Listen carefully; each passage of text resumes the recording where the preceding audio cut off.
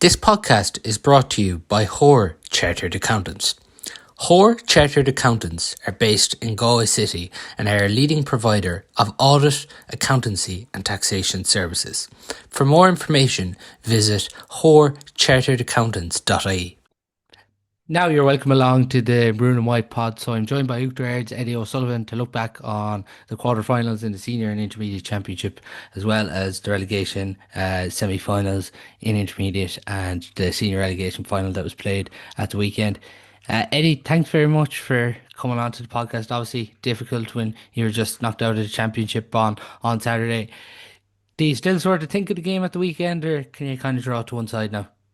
Thanks, Paul. No, listen, for the week after, you're probably every second thought goes towards what you could have done better, what the team could have done better. Listen, Moycullen were too strong. They were the better team.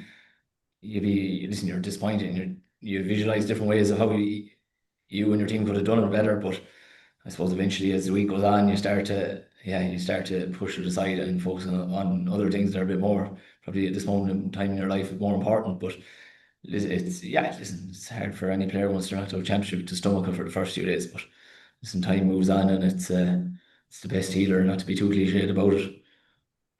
Is it difficult when it's Moycullen again and it's last year and it's the quarter-final stage again? I suppose in ways, but probably in other ways it's not any more difficult. I suppose probably in ways you might possibly be a bit more positive about it. Like last year, our game plan was very specific to last year's rules.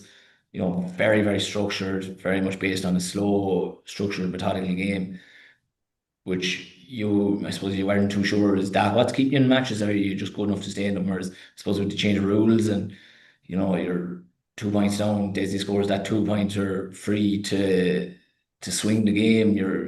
You know that, listen, you're there on your own merits. You're in it with a fighting chance coming down the straight on your own merits. So I suppose that gives you a bit of solace. Um, yeah, it's not nice to lose to McCullen, not nice to lose to probably any team full of players, but listen, that's all part of it. It's a bit of crack. Listen, we'll be arguing and fighting out on the pitch, but listen, you kind of have more respect for lads that'll argue and fight back with you. And even for Dredd, losing that game to Moycullen 219 to 212 at the weekend, you're obviously looking to push on from this quarter-final stage a lot over the last few years, and it is difficult to break into that semi-final for clubs as we've seen in the past. Yeah, listen, that's the goal. I know he asked me at the start of the year, and I kind of shied away from answering the question, but like that was the goal, to get to a semi-final. The initial goal was, listen, get quarter-final, win 2 games in the group, and then after that is push on and get to a semi-final and improve on last year. But like, listen, we had a good year this year. We got to the Division One semi-final. Came up short against Corofin by 6 or 7 as well.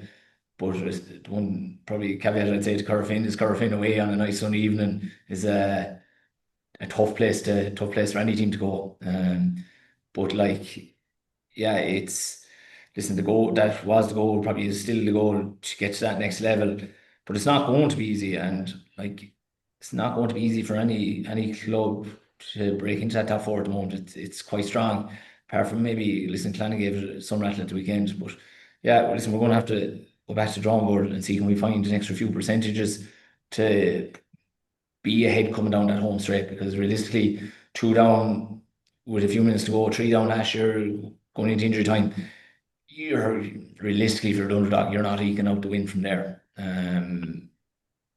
You as the underdog, you probably have to be 3 or 4 up coming into injury time to eke out that win against one of those well-established teams. Like so, either that or we just have to hope somebody knocks one of them out on the way, and you end up with less traditional team in the quarterfinal against you.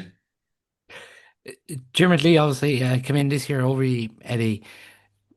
When you look back on the whole year, is it the way you dig those games out against, say, Montpellier, Milan, Clare, particularly if you look back at those two games, it looked like things were going against you throughout those games. Yeah, I suppose like probably a lot of what we speak about these days of training has probably moved on from before. It's probably a lot more about like we have to find a way, no matter what way it's going. like in both those games, like with large tracts of the possession, probably just I wouldn't say not even executing, probably just not creating enough. Probably had to commit too much energy to score in those games specifically. But like in saying that, probably and that's no slight on anyone. That's us as a group. But like it was great. There was great satisfaction in the we weren't playing overly well in either game. In terms of like producing chances, whatever, and we still found a way to win.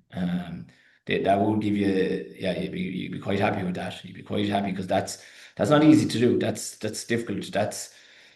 That's like you look at a lot of teams playing and they can be playing well for large parts of the game, and then they just won't eke out the victory, and they'll have great players, but yeah, to be able to eke out victories when it's not going well for you is skill probably isn't the right word, but it's a maturity that listen, it's taken us a lot of years and a lot of suffering to get that learning to how to do that. And the other thing I'd say, now I'm saying all that, there's a large part of luck involved in all both those wins. For sure. And looking at back at the Moycullen game, what's impressed you most about Moycullen? Because if you're looking at it, like they haven't had Peter Cook yet, Owen Gallagher's obviously gone. They've had to bring through one or two new players into the team this year. And when you look at the last year, they probably had options to bring off from the bench, established players really, but maybe it's not something that they have this year. Yeah, they've probably lost a few established players, and listen, Cook will probably make an appearance for the semi-final, but like they've good underage coming through. They be they're sizable clubs. They always have decent numbers coming through. And they've transitioned them to senior football, and like it's funny because oftentimes when you might be playing over the years, you might be playing Corofin B and Corofin A in the league, and nearly part of you'd actually rather play Corofin A because they mightn't quite have the hunger the younger chaps that have in it for a league match. And like that's the one thing about when you're only transitioning a couple of lads like my corner at the moment, they're hungry and they wouldn't be where they are if they didn't have the skill set. So like there's no harm in having that fresh impetus to add to a group.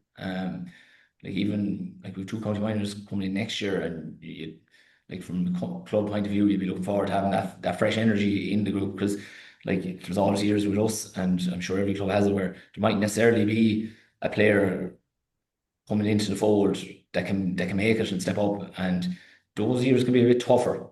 Whereas my Cullen probably are benefiting in ways from that just that fresh dynamic new players are making like. Is it still the way Mike Cullen finished games? Because we talk about it so often throughout the championship, and they've been in the last two county finals, coming up short against Corofin. But even if you go back to last year's semi final against Tuam and the game against yourselves after, they're able to finish out one. It looks like they're in a real battle.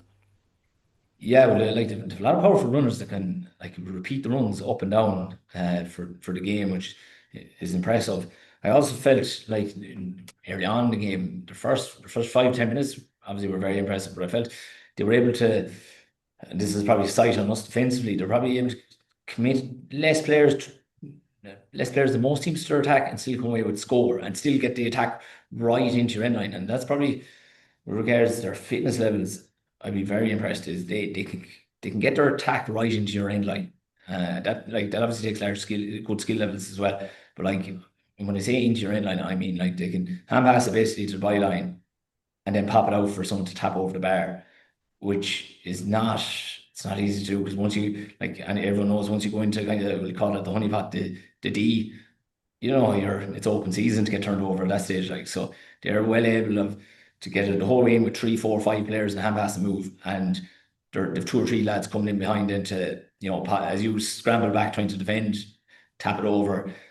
And they seem to feel like it seems to feel like it was nearly effortless for them. And your lung is hanging out from scrambling back like so, that's probably yeah, those fitness levels probably they probably have them at a stronger level than probably 90% of the clubs. And then like I know they're probably their bench is a bit weaker, but they're still bringing on Neil McCahey, Charlie Cox, like these are good footballers. That you can trust to do the right thing when the game is in the belting pot. It does seem even moving Johnny Maloney up into the half forward line has been something different for him too. He chipped in with 3 points at the weekend. The two McDonoughs as well at the weekend, scoring 1-6 between them. They really seem to have added something different in the Moycullen attack this year. Yeah, they did. I'm never about Fionn or familiar with Fionn from last year, but Fikra, I wouldn't have seen a whole pile of him play this year now, but I was very impressed with him. He's good movement about him, little sharp off the mark. And the both of them are physically strong. Johnny, yeah, Johnny's be good anywhere you play him. Probably you want him. You actually probably do want him higher up the field because he's a reliable shooter. So and he likes getting a shot away at the, as I say, when the move comes back. So you've scrambled to stop the goal. When it comes back, he loves getting that shot away as it comes back to him. So probably, yeah, when he's a bit further back, he mightn't, quite get into those pockets all the time. Like, When you see Moycullen now go into the semi-final, and we've obviously they've come through quite impressively. They're unbeaten this year. But is nearly all the pressure going to be on Tuam now in that semi-final because they've lost to them last year? Some of the Tuam players are at the age now where they want to get back to a county final. I'd say both teams will find this pressure on themselves. 'Cause I'd feel my Cullen would put huge pressure on themselves to win that game because they're of the belief they should have done better in the last two county finals. So Mm. there'll be an internal pressure there to produce something. But Tuam probably have a lot more external pressure in that like people are watching them. They won the Division One league. At this stage now, they had a good minor team there 2 or 3 years ago. That's joined the fold. Like I say, McGlinchey, Davin, these lads have all joined that fold. In addition to the likes of Jamie Murphy, who's trying his best to get younger, but unfortunately isn't. And a few lads like him, Darragh O'Rourke, like in fairness to the two of them lads that I named, like there's no reason they should be winding down because they're still in great shape. Like, but you would perceive that there isn't too many more rodeos and this could be their best opportunity. But yeah, I feel probably externally everyone would probably be looking at Tuam with expectancy, but like Cullen would put huge pressure on themselves to produce a performance in that game now. If we just talk about that Tuam Stars Killannon game that went to extra time, Tuam Stars 121, Killannon 17 points. Killannon literally threw everything they had at Tuam at the weekend. But even I go back to the last game Tuam Stars played where it was 3-10 to 6 points win over Down.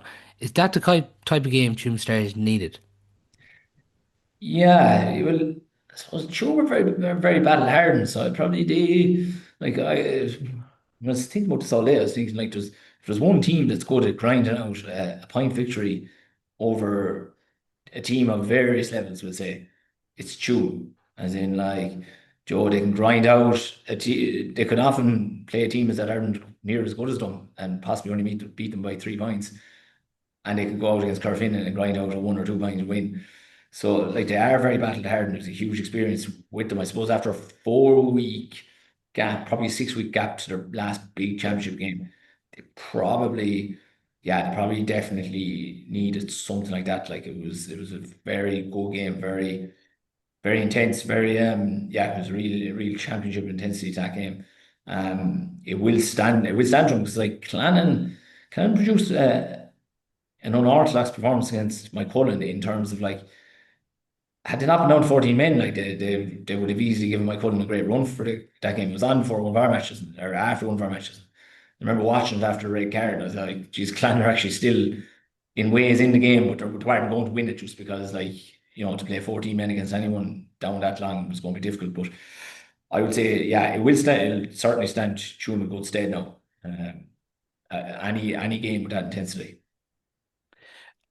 I've just been sort of making the point even because I was at the Tuam Stars Down game a few weeks ago and Shane McGlinchey was on the line. He was doing water. He wasn't fit. Now he came on the last day, but Tuam, that's the type of player Tuam are going to need against Mike Cullen when you think of how I suppose dominant Mike Cullen are around that middle third. Yeah, yeah. If you were to, and it's funny because when I was watching Clan Tuam game, the one thing that strikes me about the Tuam lads is, and they're physically strong men. Like there's no doubt Yeah. about it. Like, so, for playing them. they're they're probably more on the leaner, lighter side of things. Whereas like my Cullen have a robust brand of footballer and they've good height around the middle. Very good at boxing out, kick outs. Like Pierce Greeley lob it up for Jared Avern to go up for, and they will flood the break zone with strong boys that are well able to dominate a break like that. So, like, probably they're going to need a McGlinchey. They're probably going to need to get good game time out of Collins if possible, because they will need. Like, the one thing about, I suppose, the game is the football as a sport this year, like, especially probably more so at club level, is you need height around the middle. You definitely need height around the middle because like kickouts, getting away short kickouts is possible, but like you're not going to get them away for 60 minutes like you used to before. Like, It, just on it then, like on that Killannon performance, we obviously talked about how it could stand to Tuam coming through a battle like that, but things will need to be up a few levels as well. I even was listening to Dave Donlan after, and he did reference that point. He was glad they came through it, and he paid tribute to the bench, but it definitely will need to be risen a few levels. yeah, it will. It will. But like, the one thing I'd say now is every round you go, once you're out, once you're probably past, once you're out the group, once the group is finished, every round goes up a notch because like a preliminary final is just listen, everyone wants to survive and get to a quarter, like, and then at the quarter you're coming out against one of the probably in our case the big four, the well-established teams, and they're going to play the match at a level, and now they're all going to go up against each other, and the intensity will go up. No, I would think that's probably disingenuous to Clannan. Like Clannan are a good team, like, and a good championship team. And when I suppose I'd be very familiar with all the players. Like when I look on paper, like they have a strong team. Like like the two lads in midfield in the new rules are like they're what you want. Like two big lads will catch everything in the air. If they don't catch it, they'll hurt someone, and able to kick 2 pointers. Like so, like Johnny Heaney at centre back, like Patrick Sweeney is still winning for Inda Kelly. Inda Kelly's he's getting better and better. Like he's become a serious heavyweight in senior club. And then like plenty of pace coming from the under 19 team, like Brian Mitchell now, Keane Marks, Kent O'Connor, like no end of pace there. Like so Clanner a good team. I think it's a bit disingenuous to them now to say you have to jump a few notches. Like Clann last year, and they probably wouldn't be as strong last year as they're this year, gave took Corofin to 3 points in the quarterfinal. Like so, Yeah. I think any win against Clannan at the moment is a good win. And like Clannan themselves were unlucky. I said this before we came online. Like they had a fair shout for a penalty before Jamie Murphy gets the goal in extra time. Like so, like that's a 6 point swing in 30 seconds. Like, and at that stage of extra time, it's game over for Tuam. Like so, well, no, not I wouldn't say game over because Tuam, in fairness, we in 2.5 minutes are very good at finding a way to get themselves level, but. Like I feel, yeah, Tuam probably on we'll say if you're looking at score lines, probably look like yeah they're a bit off the other three teams, but like I think scoreline belies the truth and the reality of it. Like Joe, like right, Salthill ran away with the James game, but they only ran away with it.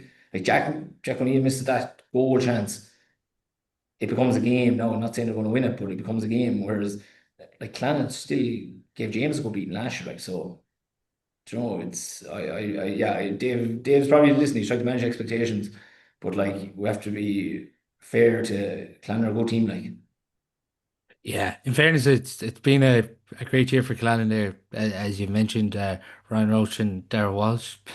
They they have been two of the best midfielders without a shadow of a doubt in this championship. They really have made progress under Gay O'Brien and Kevin Walsh in this year's championship. mm, yeah, no, and the two lads like Ryan. I also thought Ryan was very good. Like and Darrell was good, but like the new rules just make the two lads like they just the new rules just feed into the two lads, and they work very well together. In fairness, they link up very well with each other.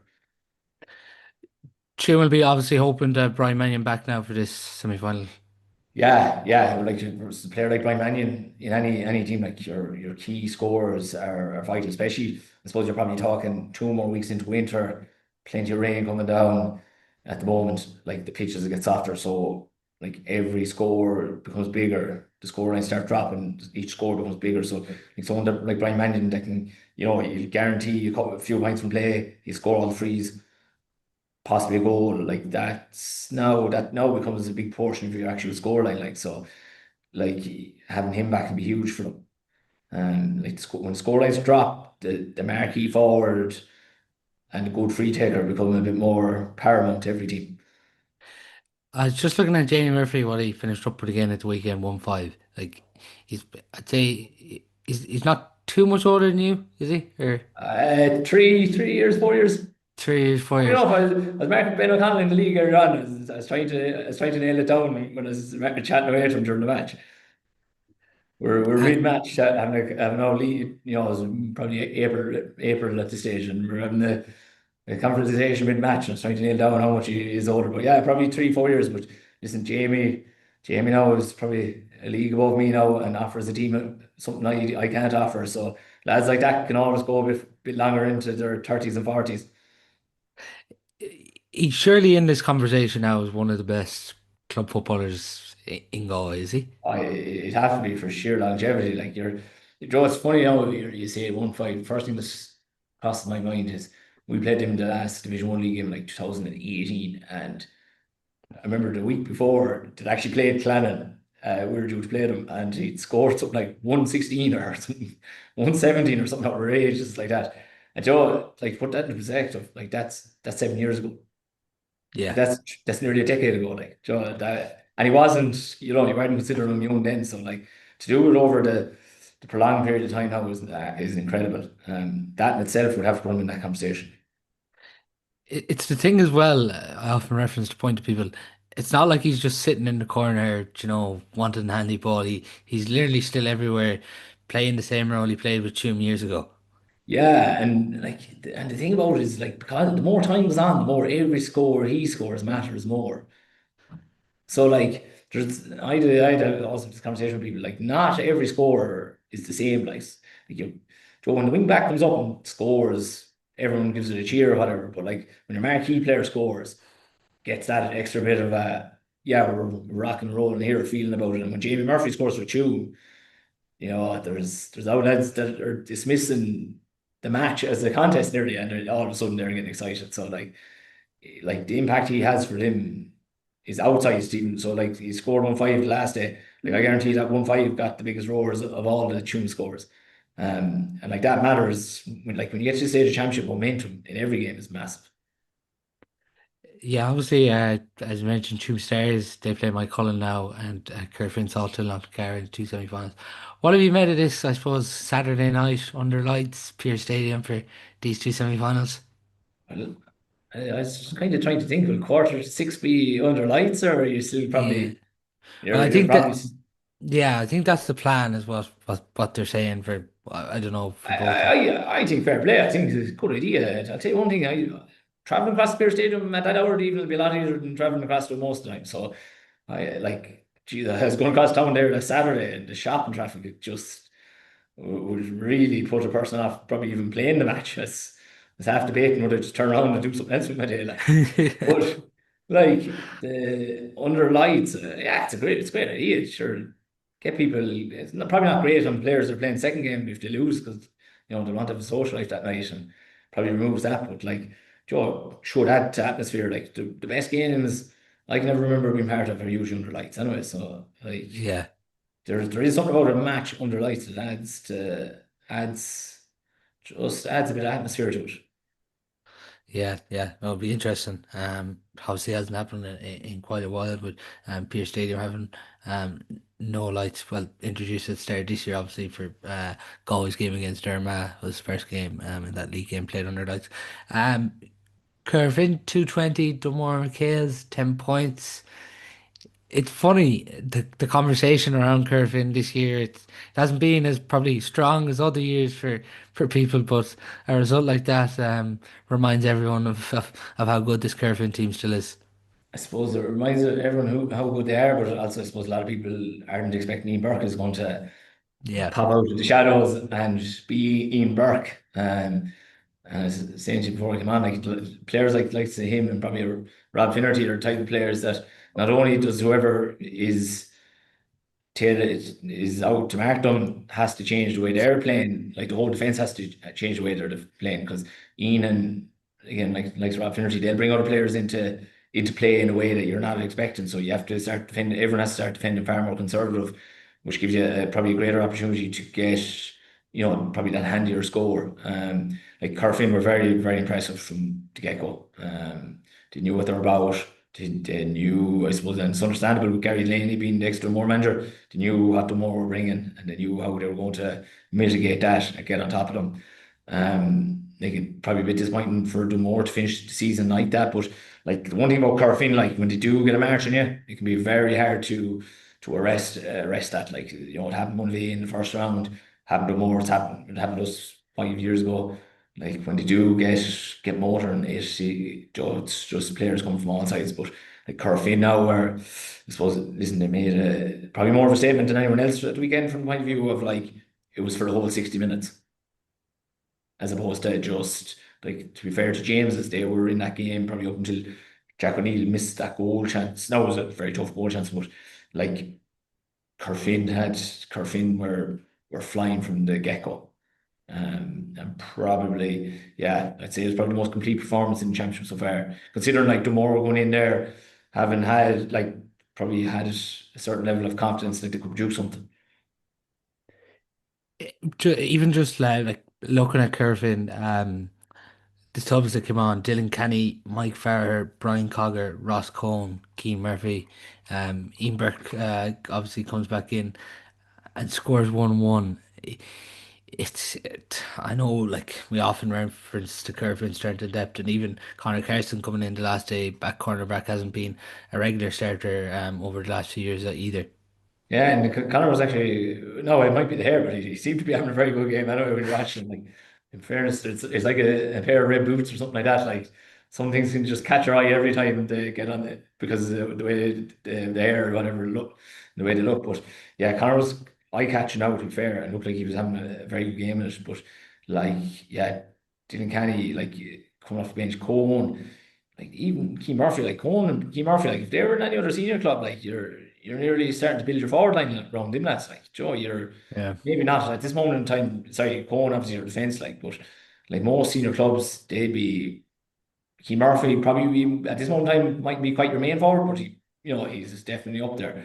Whereas and Cohen is probably again might be your main back, but he's going to be in your top two or three backs, like as opposed to not just getting on as a sub. Like it's just ridiculous, really. That like I suppose for the rest of us looking at it, but the one thing I'd say now is there's plenty of company there for squad size. Probably no one that the five subs are that strong now. Corofin, like after a statement like that, beaten Dunmore obviously by 16 points. They obviously won't say this openly, but like this Corofin group of players, they do have something over Salthill. Like I think even if you're to go back to probably victory for Salthill over Corofin in Championship, it's obviously been quite a long time. Yeah, I saw some list of results there now, and like Corofin tend to actually not even just beat Salthill, but beat them well. Yeah. Um, like I've seen other years like Salthill come in championship, and you're thinking this is a cracking Salthill team, and Corofin will just go and blow them out of the water. And there's a few, the reason I suppose I didn't even notice that so much because they've been in our group, and you've been kind of thinking, Jesus, Salthill, and then Corofin have just blown them out of the water. But yeah, they do seem to have something on them. No, these things do change, and oftentimes when they change suddenly. So, oh yeah, I wouldn't be ruling Salthill out there by any stretch of the imagination. But like, yeah, Corofin have really put themselves now probably, yeah, ahead of the pack in ways. Like no, as I say, no one has produced such a complete performance over 60 minutes. Like it was relentless. As I said, I sat there watching and I was thinking, Jesus, like there was surely going to be a period where the more might have got a 1-2 or 1-3 or 1-4, but it never came. Like, and that wasn't down to the more now. That was down to Corofin playing so well. Like, The funny thing is, for Corofin, if they can get through these two games, like they know themselves that probably con up the last year or two, it's been disappointing for them. Obviously now they have a massive challenge coming up against Salta, but if like Corofin can get through these two games, there's no reason why we couldn't see them go on a run again. yeah, and like realistically, like when you look at it, probably kind of like Ballina. Ballina probably, did a great win. Like themselves across the line, I think it'll be coming out of Mayo. And like if it's cross Malina, like if you're a cross Malina player, it's hard to see you not over celebrating the Yeah. win. And like if you're Ballina, like Joe Ballina probably aren't coming with anything that Corofin haven't already seen before. Roscommon, just from chatting to a few friends of mine, seems to be very level playing field up there. So like you'd have to, yeah, you would have to be honest, you fancy whoever comes out of Galway to really give Connacht a good rattle. Apart from maybe Tuam, and it'd be understandable if they did, over celebrate it a bit. Justifiable too, but like all the rest of the teams, yeah, Salthill a bit the same. Listen, they've won one in 2012, so they shouldn't be too fresh either.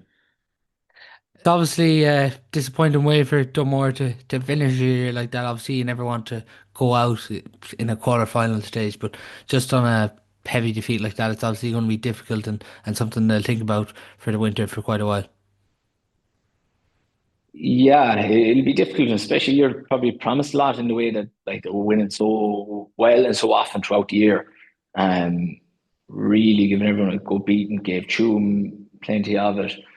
Um, Bet Clogara then and bet Letcham drew it out the fire against Letchmore. I suppose, yeah, it's a bad way to go down in ways, but like then time passes quickly and lads will start to look at it with cold eyes and realize that, listen, firstly, is Corofin are always capable of that.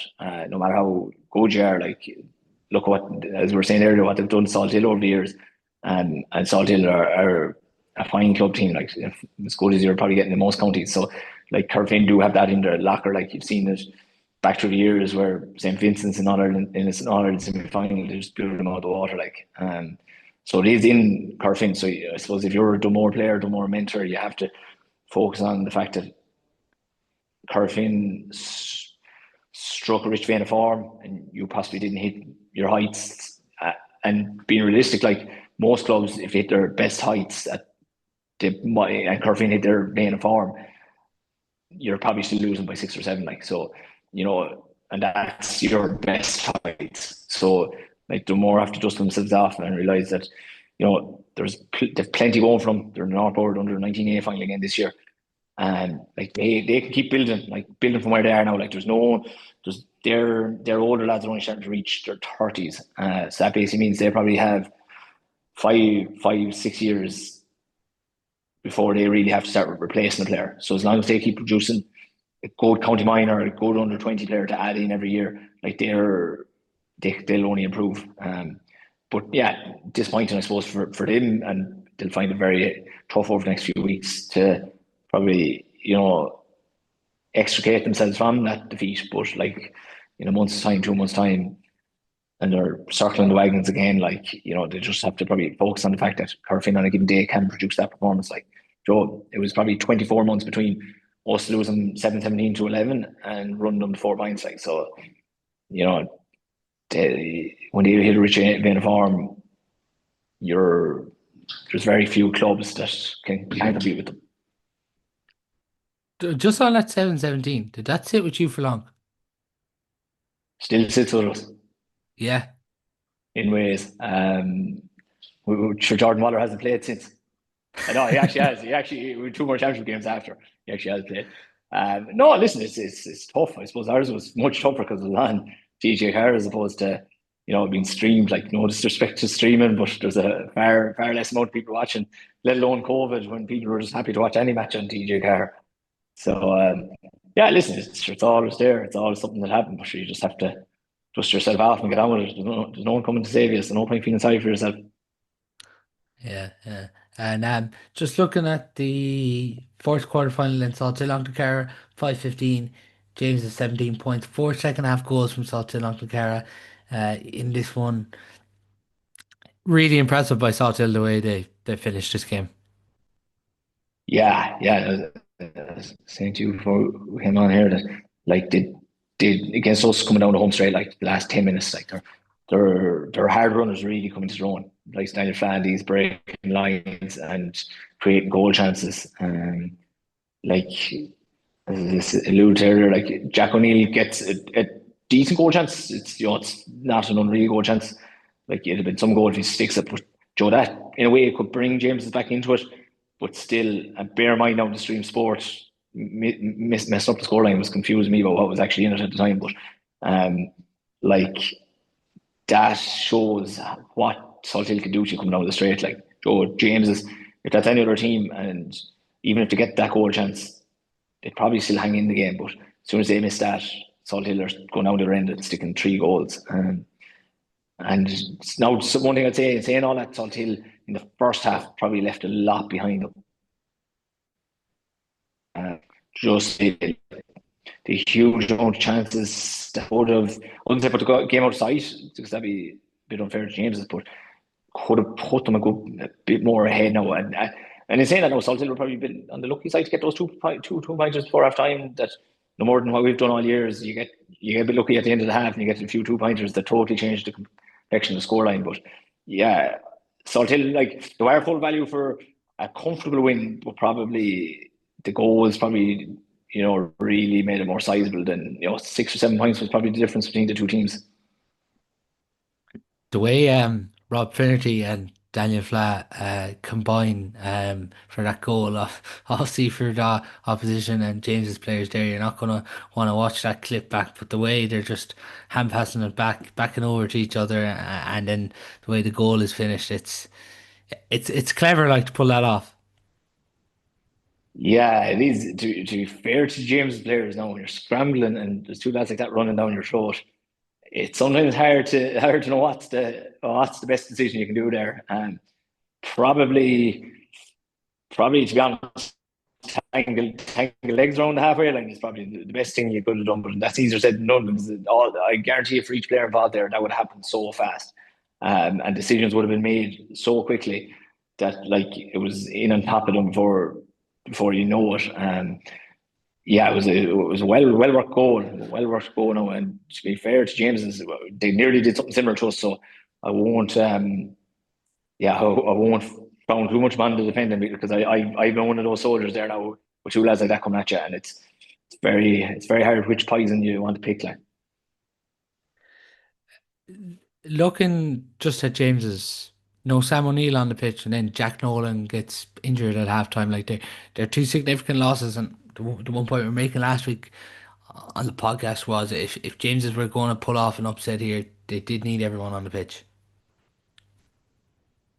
Yeah, absolutely. And sure, like, and one thing I'd say to anyone I ever talk about, like, football and the difference between teams and whatever, like, every team to max out need all their players on the pitch. And for you, a team like James's to beat Salthill, they're going to need everyone on the pitch. Salthill probably are at a stage of their development, they can probably be missing one or two. Like, Joy, when I think about Salthill, I think about, like, a lad like Mark Mannion. We don't even really mention him, like. And Joe, he's a star he was a star for the Galway under 20s, like, for 2 years. So, like, you don't even really mention him. Whereas James is like the rest of us. Like, if you're missing your free taker and top scorer in championship, you're missing Sam O'Neill, who's definitely going to probably get you 1 2-pointer, if not two. Like, that's a lot of scores to be down. And, like, you really need everyone in them scores, because you need to probably be on. But when Salthill are starting to come at you down the end, no more than Moycullen with ourselves, you need every score so you can maybe be in front and have something to defend.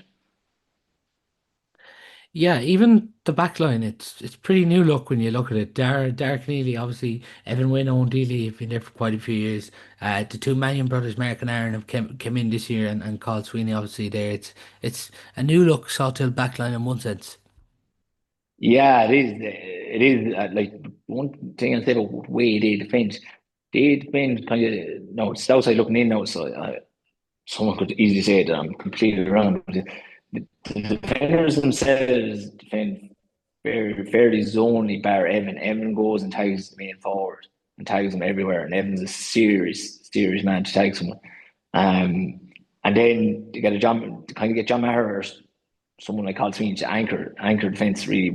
So they don't, when they attack as well. There's one thing that struck me about Salthill when we played them, and probably my colour are a bit similar this way. Is they try to get, it's a weird sentence to say, but they try to get the score committing the least amount of bodies to the attack, if that makes any sense to you. So they don't. They want to be a long time outside your defensive line before they commit full 12, 11v11 or whatever. Like, they try their best not to, which probably helps. out where you have a bit of inexperience in your defence, it probably helps them out a bit. But like they're insane, it's inexperienced, but they're still very good defenders to have there. Like so, like we know ourselves, like when we're playing against them, like you pop a ball in front of Niall Lee and Niall will win it, but he'll have his work cut out to win it and to do something with it. Like Yeah, it's fairly it's fairly big around the middle third. Sean Maher, Michael Kitt, Niall Hanaho. yeah, yeah, plenty of guys, and I'm actually happy to see Niall Hello play. His dad was my lecturer in college. Now he's my thesis tutor and gave me an okay grade. So fair play to John. Um, but yeah, they've big men out around the middle and big men, but very very mobile. Like there's one thing about a Salton team, they're all. I even said probably a bit more mobile than even Moycullen now. Yeah, just they're that big. They're well able to move. There's no one on their team that's like when there's the only thing I was very impressed with them. Their scramble defense, like they'll get right back into that D when you think you're away, and they will get 2 and 3 on your ball carrier and turn you over. And probably on building on that, and it's probably where they got the goals against James, where they'll get everyone in, they'll get you turned over there. But at least two out of those three lads will when they turn it over will launch that attack. Like they won't just look for a handy pass; they look for a very progressive pass straight away as soon as they turn you over, which is probably is what leads to them being able to score. I suppose without committing as many bodies forward as other teams. Like Carl Sweeney obviously called a lot of the headlines. 7 points from wing back at the weekend. yeah, yeah, Colin's good now. We came on after about 20 minutes against us, made a sizable difference. But Colin's a very good player, and don't think even as half back or whatever you play him, you have to have some time for him. Because he's very good at he can break lines and get in behind you, or he'll wait to join the attack late and get the late scored in the pocket. Like so, like he's going to probably more so than even Johnny Ronnie who we mentioned earlier. He's going to trouble you both ways. He's going to either break the line and create some chance getting through you, or else he's going to hang back and finish the attack. Like so, like you have to have a plan for Colin Sweeney. Like I don't know what James. It's hard to see on the stream and what teams are trying to do or what they are doing, but like if they left Call to just play his game, I think that'd be very very naive. Who are Eddie O'Sullivan's two county finalists this year?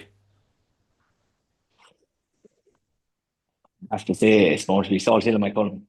Salthill and Moycullen. Was he So a repeating a piece few of years the ago? yeah, yeah. That would be interesting. Yeah, that's my own opinion. Out to be any amount of people that have different opinions, but I do think Salt Hill they have to overcome this thing with Corofin. I think they are very strong. I think, as I said earlier, like you're talking Mark Mannion, excellent player, and they don't like when you're looking at what you have to solve against Salt Hill,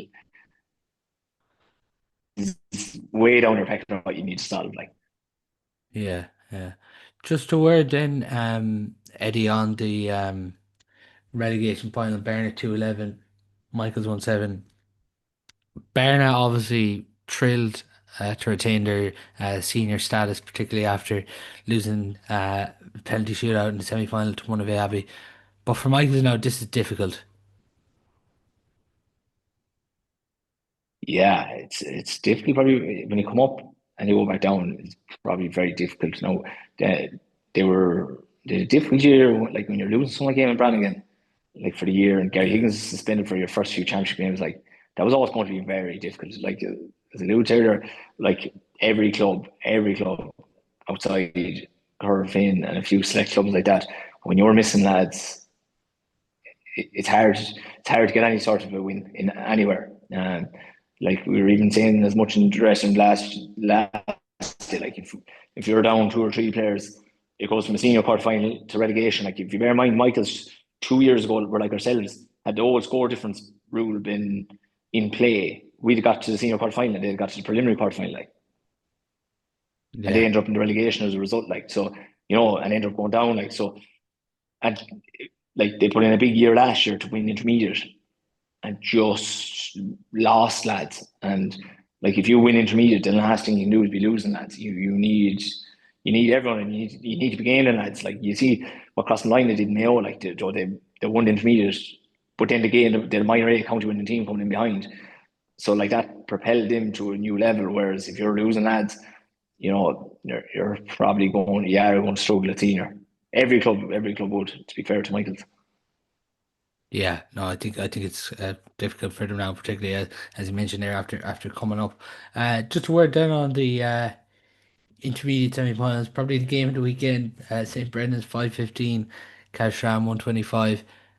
Uh, Brendan's will be delighted to come through a battle like this, but Cashran obviously will be frustrated with, I suppose, one of the goals Brendan's were given in this one. Yeah, Kershaw would be disappointed now, and they've done some chatting about it. I'd say just knowing the lads down there. But listen, Brendan's a very good team, and like they'll be thereabouts to win it out. And I'd say for Kershaw now, like they've good, very good under 19s teams. They're really getting in a position now to build a strong team ready to come up to senior again. Like, um, now probably getting to the semi final would be better, but like if they kind of come straight back up again, they could have. As I was saying, this like one thing is at senior level, mistakes are absolutely nil. Like if you make a mistake, it's a goal, it's a point, whatever. Whereas intermediate, and we were kind of saying as much after our match, that like when you're down intermediate, they're developing the team. Like lads can make mistakes and it doesn't really get seen, and the confidence doesn't get rattled from it. Whereas when you're up in senior, you probably made a mistake. There should only be a point, and someone like Robin Finnerty stuck it in the back of your neck. Like so, like probably another year for Carstrand now will have them in a position that they can build, a really good team that could challenge next year and possibly come up again. But yeah, I saw the video, but the only thing I can say about that video, it's a long way away now. Yeah, yeah. Like just even a word on Brendan's. Obviously, they've really been pushing this year in this grade. They're into the semi-final. Quarterfinal has actually been a struggle for them to get past over quite the last few years. They had a couple of battles with Kilconnelly at that stage and have come up short. But for them now to be in a semi-final and through an extra time battle as well, it'll be huge for them now heading into this one. Yeah, like they were struggling to get to that next level, but they're probably when you look at their age profile, very much in the building process. And sometimes, like when you're in the building process, you can be knocking, and then when the age profile would say the team comes right, it can all just happen. So like they they've they've been building and like they have a good team. The one thing, and anytime the bits I've seen them play is they're every time they attack, there's a goal on the horizon, um, which like if you can score goals, like you always have a chance in a match. But Brendan's now will be a team now. They'll fancy their opportunity now to get to a county final and possibly even go further. Yeah, their opponents now, Spiddle, came through 410 to 214 against Corofin Shamrocks at the weekend. Took the 4 goals really well in this one, and main people did have the concern or two over Spiddle coming into this one without Liam O'Conneilla, but in fairness to them, but they were at full value for their victory. Corofin were obviously able to get it back to 1, but then the way Spiddle finished out this one really impressively. Yeah, so listen, Spittle are a good team. Like even before like, they were good. They got to a senior quarter final like before Liam O'Conneilla would have come on the scene, and they probably have the bulk of that team still in at a good age. Like still probably like there wouldn't be any older than any of them lads now that would have played that year against Tuam that I know of. Maybe one or two that'd be older than 30. Like so, like they're still at a very good age. Liam Kelly was travelling, which like would be a big loss for them. Like Liam was a very good defender. Probably, a player like that gone out of a club like that leaves a bit of a hole, and you might notice the day one, but when you notice that is probably when they were on the slippery slope down from senior, and You can see it's you to can be see fair to now them. the value of having him back as well. Yeah. It is huge, like and it's added. Now you can see there's a concerted effort to probably because they probably realise their age profile, concerted effort to let's max out over the next few years. But like, yeah, Liam Kelly's been a huge addition, and Anthony is flying as well for him. To be fair to him, Anthony a few years there struggling with injury, probably not playing, not 100%. Like again, as I say about the club, when you're down lads, when you're down your marquee lads, it really affects the level you can probably play at. But they'll fancy themselves out against Brendan. They will really fancy themselves. It'll be a good game. Yeah, no, that will be an interesting one there. Looking at the other semi-final, it's going to be Caltra versus Corofin B. Caltra 220, Larne 21 points. Larne put through a big battle in this one, but Caltra just coming out on top, and obviously now um, there's a bit of a pressure for them in this one going into play Corofin's second team, who bet Kilkerran 112 to 12 at the weekend. Yeah, it was funny. We were kind of watching bits of that game before we arrived in, and Ireland were going very well. And the worst decision they made was Calvin decided to give them a short kick out, give up the short kick out. And like Ireland were lording it in midfield. Like Colin O'Brien was catching anything that flew up in the air. And I said to lads beside me, I said, we kind of have that to ourselves. You're better off just if they give short kick out like that, don't take it because every team has something up their sleeve. And if they kept going long, the Colin was playing so well, he just stayed catching it. They went short, and like that, Calder had a trap set and went in the back of the iron net. Calder, very well developed team now from my view of like tactically astute. Players know what they're about, players know what they're doing, they know collectively, and listen, they're working always to get the two inside lads into shooting positions.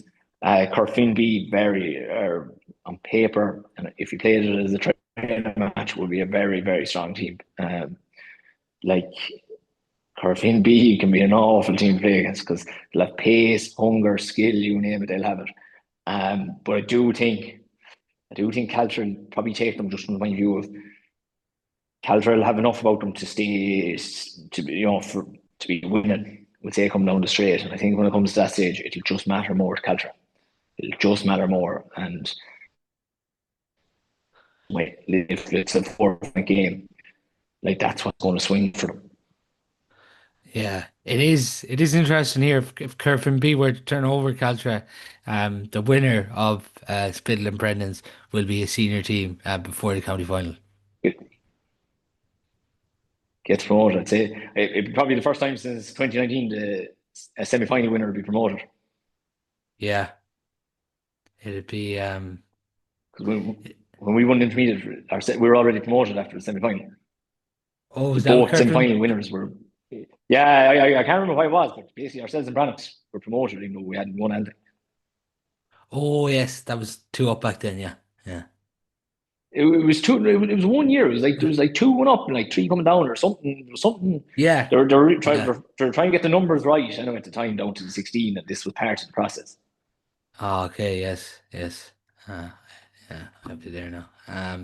But as we mentioned there, it does really set up an interesting one. But as you're saying there, you imagine even with Caltra, the fact they got to the final last year and came up short, that the hunger levels are going to be huge here. Like obviously still going to be huge for Corofin B because they can create their own history too by getting to the county final. Yeah, yeah, but yeah, it's just when it comes to it, like, and I be one of these people that really rates Corfin B is in like any time I've played them in the league over the years, I absolutely it's the one fixture I dread. Um, but like more so because probably when you're playing them in the league, you're probably not at the height of your fitness, and these lads will be running all sides. But like when it comes to it in a championship game, it's hard not to see Celtic grind it out. Yeah, no, I'd agree there as well. And on the intermediate relegation games, yeah, Gabriel's given Ankara quite a battle, but Ankara coming through it. They've retained their intermediate status, and then the other one, Ormore Mary, coming through that one against Clifton, who gives them a big battle as well. So that sets up the intermediate relegation final now as Clifton against St. Gabriel's. Yeah, probably to be fair, like Tip are a decent enough team. Like when they have all 15 lads, like they're again they'll be tight enough for squad depth or anything like that. But they have some decent players. Clifton to be fair, but like listen, or more, yeah, this won't mean much to or more from the point of view of like their journey. Their journey will eventually start. uh, be it next year or whenever. Like even had God forbid they went down, like with fair belts coming there in the next few years, like they were always going to rebound and come up, and no doubt will be senior in a few years. On the other side, very important for Carrow. Carrow have a bit of underage now coming. It's probably just they're probably just a bit young now at the moment, but like in another few years now, they'll be in a position to really start throwing themselves at giving the intermediate a good rattle. Like you could be talking probably there, Corofin or more could very well by next year be getting the semi-finals, maybe 2 years, 3 years being the team to beat in intermediate. Like so, Yeah, for sure there, and that's how the intermediate unfolds. In the junior, then it's Fall Griffins Air Oak versus Carnacashel, Hepford versus Williamstown there. So that's how the junior championship is unfolding. It's funny with this junior championship, isn't it? Like with the North, and I suppose the amount of finals you have to play, but important for Hepford to get over a battle like that with Killearn, because Killearn sort of have been maybe their bogey team at this level over the last year or two.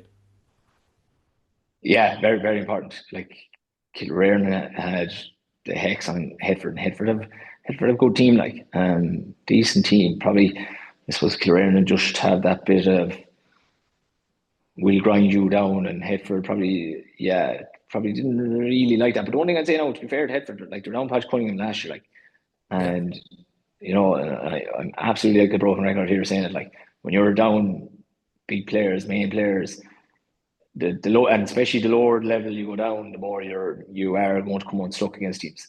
Um, and like I think like Headford are going to need Podge there to win the junior championship.